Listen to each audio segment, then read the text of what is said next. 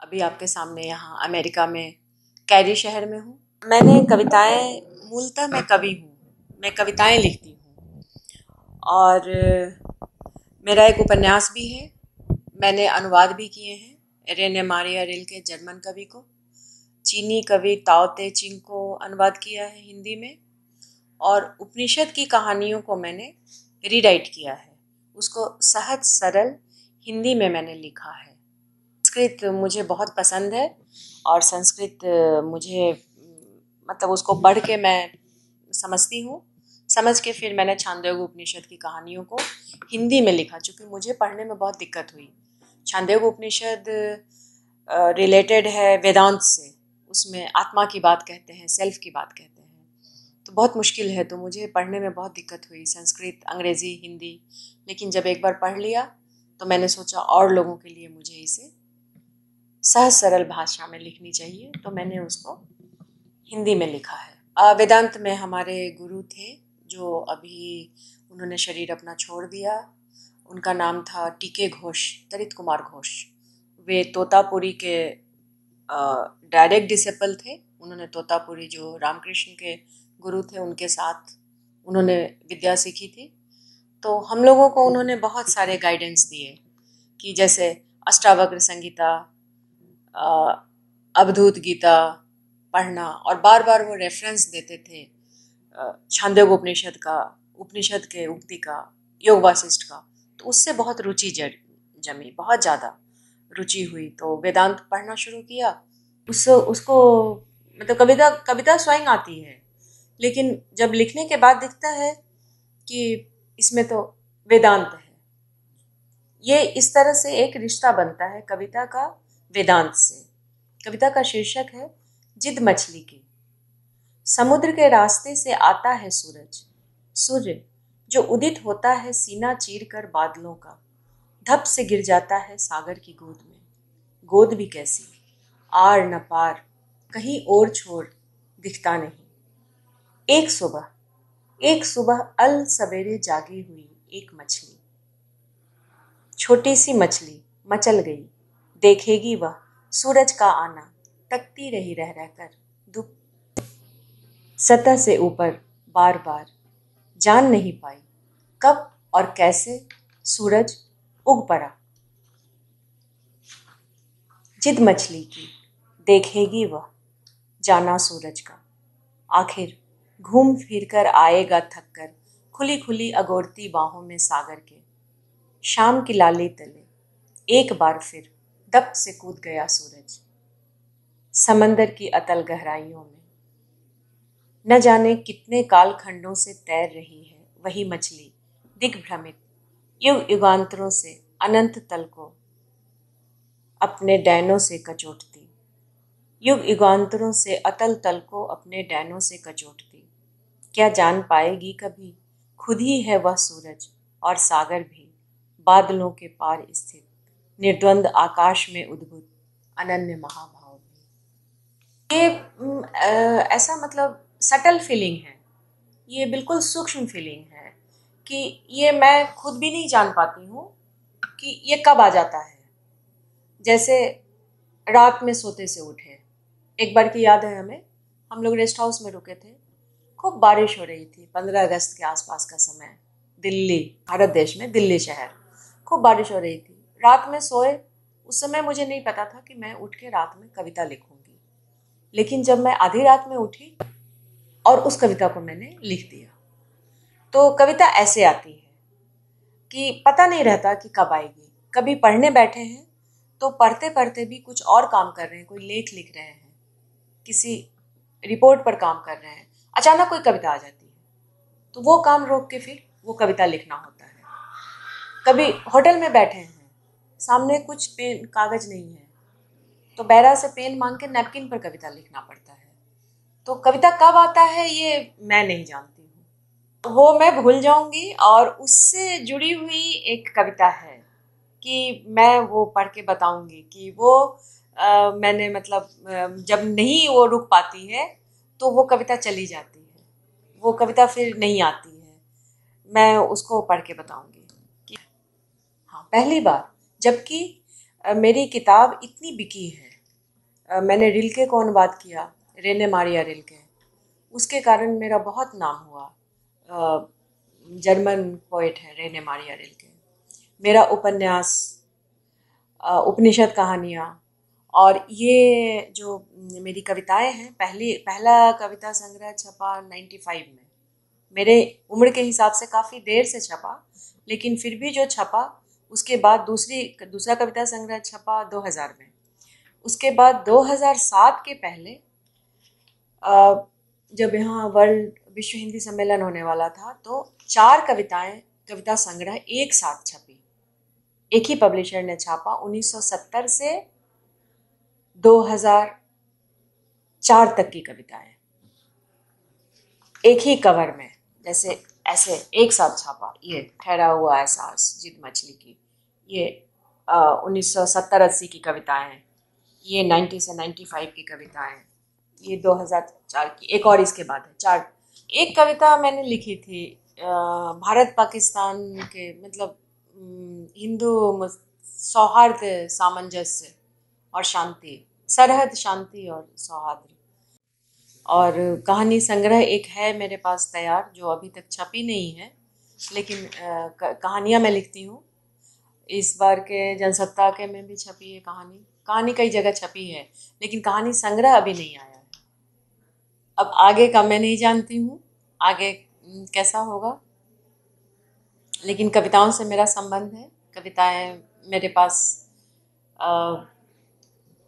जिसको कहते हैं वो चली आती हैं। जैसे हम लोग धूपगढ़ गए, मध्य प्रदेश में एक जगह है भारत में, खूब ऊंची जगह, तो धूपगढ़ में अपने आप ये कविता आई। ठहरी हुई है सांस, क्षितिज के दोनों किनारों तक फैली निगाहों में समंदर या आकाश का भर लूं जरा, निमिष भर शांत तृप्त हो ले ये हिया, खड़ी चट्टानों के वक्ष को सहलाता, सपनीली सीढ़ियों से थम थम कर उतरता है सुनहला सैलाब, देवता समेट रहा है अपने राग विराग, जा रहा है वह अनदेखे लोक को रचने फिर कोई नई सृष्टि अद्भुत, अदृश्य को दृश्य बनाने देने जीवन निस्पंद निर्जीव परे कनकन को। हम तुम बैठे यहाँ जो युगों से हुए उद्वेलित न जाने कितनी बार, कितने ही शरों से बिंधा है मन, विहसा है वह हर बार, हमारी भूलों पर या कि हमारी शुद्धता पर कौन जाने। रेने मारिया रिल्के जर्मन के बहुत बड़े कवि कहे जाते हैं। मतलब मेरे लिए तो पूरे विश्व के सबसे बड़े कवि रेने मारिया रिल्के ही हैं। तो उनकी कविताओं को जब मैंने पढ़ा, मुझे इतना सुख मिला उन कविताओं से, कि मुझे लगा कि ये बाकी लोगों को भी पढ़ना चाहिए। ये जो सुख है ये सबको मिलना चाहिए। इसलिए मैंने उन कविताओं को अनुवाद किया।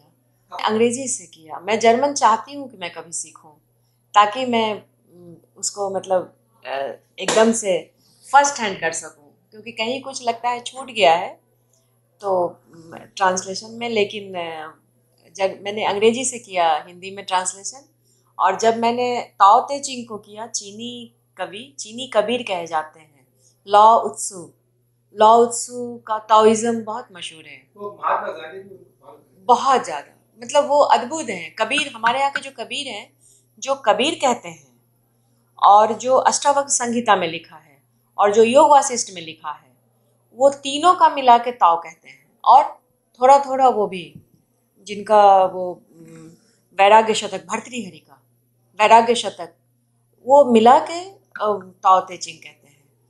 तो उनकी कविता, उनका अनुवाद मैंने इसलिए किया कि वो किताब उसको पढ़ना शुरू किया, और पढ़ने के बाद मुझे इतना अच्छा लगा कि इसमें तो पूरा वेदांत है, योग वासिष्ठ है। वो ताओ बोलते हैं, ब्रह्म को वो ताओ बोलते हैं।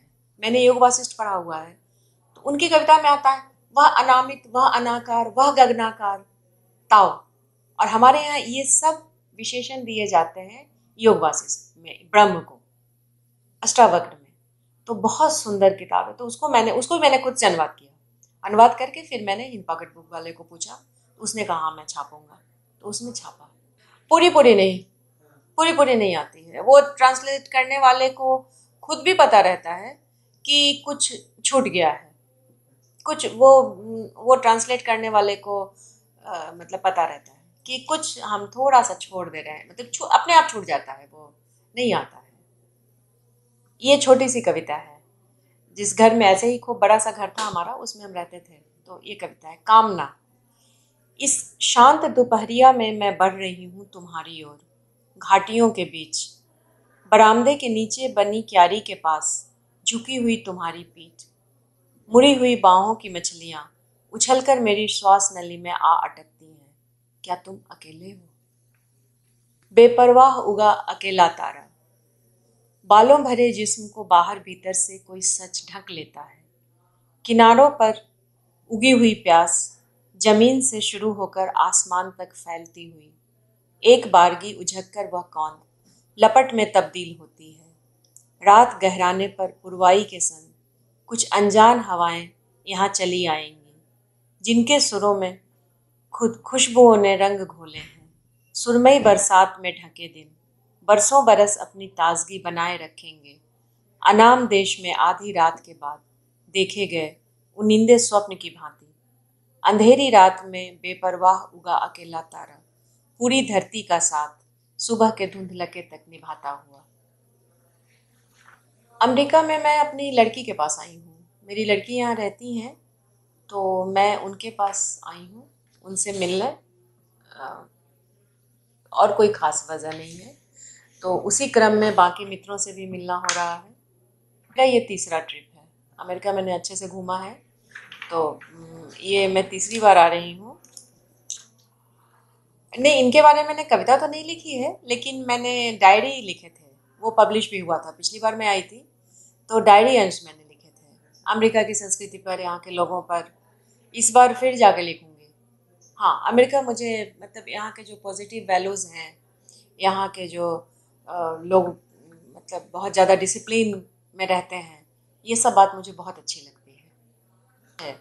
यहाँ की जो सोसाइटी है, उसको दो तरह का संबल है, दो तरह का उनको हेल्प मिलता है। एक तो चर्च की तरफ से उनको अच्छी अच्छी बात सिखाई जाती है कि कम्युनिटी को देखो, कम्युनिटी की हेल्प करो, लोगों की सहायता करो। और दूसरी तरफ से पुलिस उनके ऊपर इतनी कड़ी नज़र रखती है, कोई नियम तोड़ा नहीं कि उसको जेल में बंद कर देंगे। तो एक तरफ डर दिखाते हैं, दूसरी तरफ उनको अच्छी बात सिखाते हैं, तीसरी तरफ जो मेहनत करता है उसको पूरा पैसा देते हैं, उसको सुरक्षा देते हैं। वो अपने घर में पहाड़ पर अकेले भी रहता है। तो ये अमेरिका की तीन चीज़ें अद्भुत हैं। भारत को इसको अपनाना चाहिए। भारत को सुरक्षा देनी चाहिए। भारत को जो वास्तव में गलती करते हैं उनको पकड़ के तुरंत जेल में डाल देना चाहिए कि लोगों को डर हो, वो रास्ते में चलें तभी भी सीधा चलें। जो यहाँ का सिक्योरिटी कार्ड मिल जाएगा, टिकट मिल जाएगा, वो टिकट यहाँ का बहुत बढ़िया है। तो पढ़ना चाहिए। पहले वो 100 पंक्ति पढ़ें, फिर एक पंक्ति लिखें। पहले वो 100 पन्ने पढ़ें, फिर एक पन्ना लिखें। 1 page. After reading 100 pages, one should write 1 page. Otherwise वो लिखना लिखना नहीं है। जो भी मन में आया, उल्टा सीधा गलत कुछ भी लिख दिया, वो मुझे नहीं पसंद है। और ये कविता मैं उनके लिए पढ़ देती हूँ। फूल, चांद और रात। अब कोई नहीं लिखता कविता फूलों की सुगंध भरी। रात नहाई हो निमिष भर भी चांदनी में फूलों के संग, पर कोई नहीं कहता उस निबिध निमिष की बात जो अब भी टिका है। पावस की चंपई भोर के किनारे चांदनी की बात, झरते हुए हर सिंगार तले बैठकर रचे गए विश्व रूप श्रृंगार की बात। अभी अभी साथ की सड़क पर गुजरा है माँ के साथ मृग के छौने सरीखा, रह रह कर किलकता हुआ बालक, चलता है वह नन्हे पग धरता, बीच में कुदकना उसकी प्रकृति है। कोई नहीं करता प्रकृति की बात, फूल, चांद और रात की बात। ये कविता की जो दिखे, जो महसूस हो, उसको एक्सप्रेस करना ही कविता है। और वो एक्सप्रेस करने के पहले अपने आप को उसकी तैयारी करना चाहिए। खूब पढ़ना चाहिए। खूब पढ़ने के बाद ही लिखना चाहिए, क्योंकि पाठक कभी भी बुद्धू नहीं होता। ये मान के अपना सम्मान, पाठक का भी सम्मान, दोनों करना चाहिए कवियों को।